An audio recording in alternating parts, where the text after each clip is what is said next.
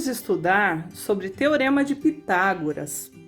Quando a gente fala sobre Teorema de Pitágoras, não quer dizer que foi só o Pitágoras que desenvolveu esse teorema, porque nós tínhamos os matemáticos pitagorianos, que eram um grupo de matemáticos que gostavam, inclusive, muito de estudar o triângulo retângulo, que é esse triângulo aqui, que possui um ângulo reto, um ângulo de 90 graus. E eles conseguiram descobrir características nos triângulos retângulos que tornavam eles similares, parecidos em algum momento. O triângulo retângulo é formado por 2 catetos e uma hipotenusa. E agora nós vamos descobrir isso. Imagine que uma pessoa, ao desenhar um triângulo retângulo, ela colocou aqui uma medida 4. Não vou especificar se é 4 centímetros, 4 metros, 4 quilômetros, tá? Vamos deixar aqui em aberto. A medida aqui de baixo, 4. Ela mediu certinho o ângulo de 90 graus para fazer uma inclinação aqui perpendicular. E aqui foi colocada uma medida de 3. Percebeu-se que se um lado mede 4, o outro lado mede 3, este lado aqui vai medir 5. Isso acontece proporcionalmente. Então, digamos que se eu dobrar a medida aqui embaixo e ela passar a valer 8, este lado aqui vai passar a valer 6 e esse daqui passa a valer 10, que é o dobro. Então, independente do tamanho que eu fizer esse triângulo, seja maior, seja menor, ele sempre vai obedecer essa proporção. Proporção de 4, 3 e 5 para o lado maior. O lado maior é o que nós chamamos de hipotenusa. E a hipotenusa é o lado mais fácil de ser localizado, porque ele é o maior. Mas se as medidas forem um pouco mais próximas, talvez não fique tão evidente. Então, para evitar algum tipo de confusão na hora de identificar, nós vamos sempre lembrar que a hipotenusa é o lado oposto ao ângulo reto. Então, posso dizer que o lado contrário ao ângulo reto é a minha hipotenusa. Então, olha, a pontinha do meu ângulo reto, olha, ela sempre me mostra onde está a minha hipotenusa, que é o lado maior do meu triângulo. Então, nós vamos colocar aqui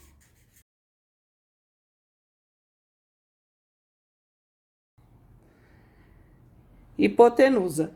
Os dois outros lados, que são os dois lados menores, que encostam aqui no ângulo reto, recebem o nome de catetos.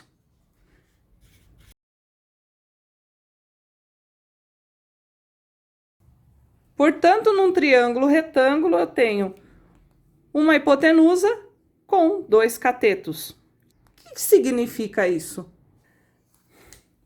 Na matemática também utilizamos letras para definir algumas medidas, por exemplo. Então, o que aconteceu foi que este lado que não encosta no ângulo reto, que é chamado hipotenusa, no Teorema de Pitágoras vai receber o nome de A, letra A, para identificá-lo. E os outros catetos, este cateto e este daqui, recebem as letras B e C. As letras B e C não precisam ter uma ordem imutável. Posso colocar aqui o B e aqui o C, ou se eu inverter, não terei grandes complicações na hora de resolver a minha fórmula. O que não pode acontecer é eu colocar a letra A no lugar de um cateto. Isto vai fazer com que na hora de fazer o meu cálculo, eu erre o exercício todo. O Teorema de Pitágoras, então, ele é representado da seguinte forma: A ao quadrado é igual a B ao quadrado mais C ao quadrado. É uma fórmula relativamente fácil de ser decorada, mas é importante entender a lógica disso. Como se chegou a essa conclusão? O que é um a ao quadrado? O que é um b ao quadrado? O que é um c ao quadrado? Para isso, eu vou mostrar aqui algumas figuras que vão representar o que seria o meu 4 ao quadrado, o meu cateto ao quadrado. Seria isso aqui. Seria 1, 2, 3, 4, 1, 2, 3, 4, 1, 2, 3, 4, 1, 2, 3, 4. Cada lado desse meu quadrado possui 4, medida 4. Desse lado aqui eu vou colocar o quadrado com o lado 3. Já que aqui media 3, vamos colocar um quadrado com o lado 3. Se vocês voltarem para aquela fórmula, você vai reparar o seguinte, que aqui diz que eu somei o quadrado do meu B com o quadrado do meu C. Então, seria o quadrado do 3 somado com o quadrado do 4. Então, o quadrado do 3 somado com o quadrado do 4 vai resultar no quadrado do 5 aqui, ó, do A, da hipotenusa. Ou seja, se eu juntar esses dois quadrados, eu tenho que chegar neste daqui. Como que nós vamos saber se isso é verdade? Será que juntando o quadrado dos meus dois lados menores, eu consigo montar esse outro quadrado do lado maior da hipotenusa? Bom, vamos tentar. Este daqui, vou colocar aqui.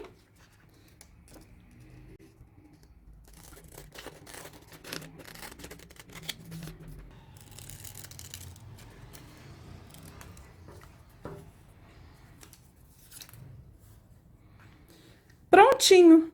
Consegui provar aqui que a fórmula do Pitágoras fazia sentido. Ou melhor, faz sentido, porque nós utilizamos ela até hoje. Então, cada vez que nós somarmos o quadrado desses dois lados menores, ele tem que formar, a soma dele vai formar o quadrado do meu lado maior. Só lembrando que essa fórmula só poderá ser utilizada nos triângulos retângulos. Não vamos querer fazer isso em qualquer tipo de triângulo não, tá, gente? Reparem sempre se o seu triângulo tem esse quadradinho aqui que representa um ângulo de 90 graus. Se ele não possuir este ângulo de 90 graus, o teorema de Pitágoras não poderá ser utilizado na hora de descobrirmos uma medida desconhecida de um lado desse triângulo.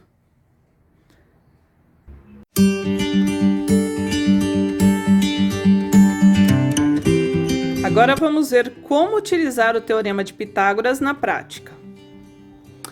Tenho aqui um primeiro triângulo, onde, como dito, tenho dois catetos e uma hipotenusa. Vou fazer aqui a identificação. Já verifiquei que se trata de um triângulo retângulo, por conta do ângulo reto, ele aponta para a hipotenusa, que eu chamo de A.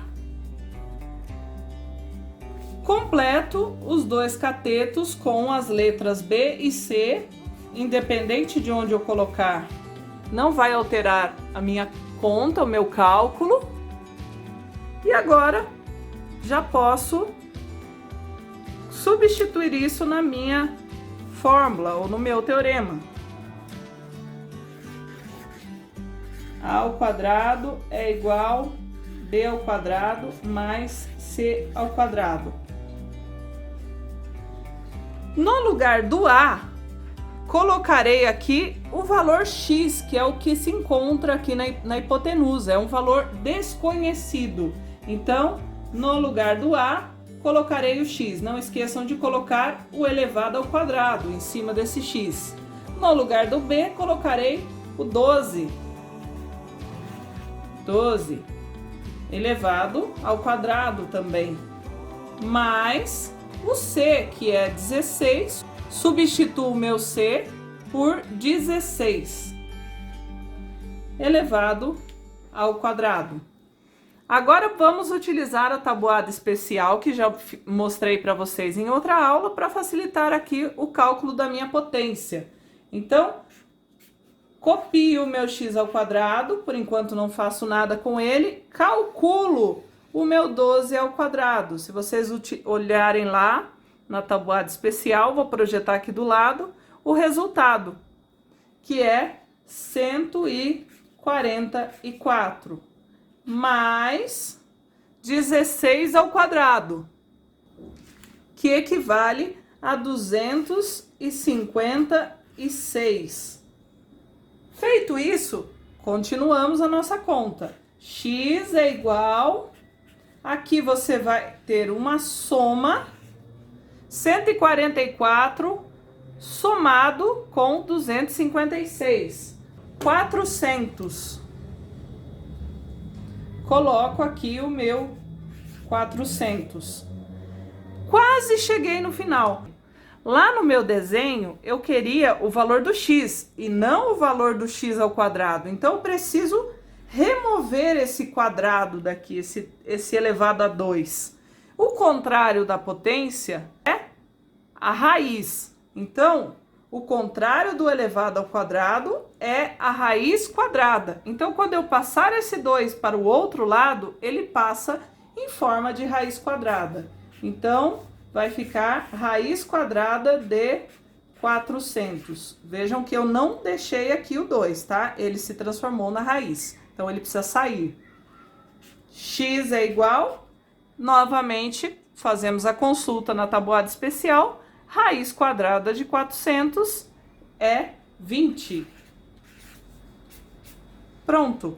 Como aqui a minha medida está em centímetros, a única coisa que eu tenho que colocar aqui é centímetros, para especificar bem quanto vale o meu x. Então, aqui eu terei o meu valor do x, 20 centímetros. Vamos fazer mais um exemplo. Dessa vez eu mudei o meu triângulo de posição e mudei também a posição do meu x. Vamos encontrar a hipotenusa. O meu ângulo reto agora está aqui e a pontinha dele está me mostrando onde está o lado oposto, que é a hipotenusa, que seria este lado aqui, ó, que não encosta no meu ângulo reto. Esse daqui é o lado A, que é a hipotenusa.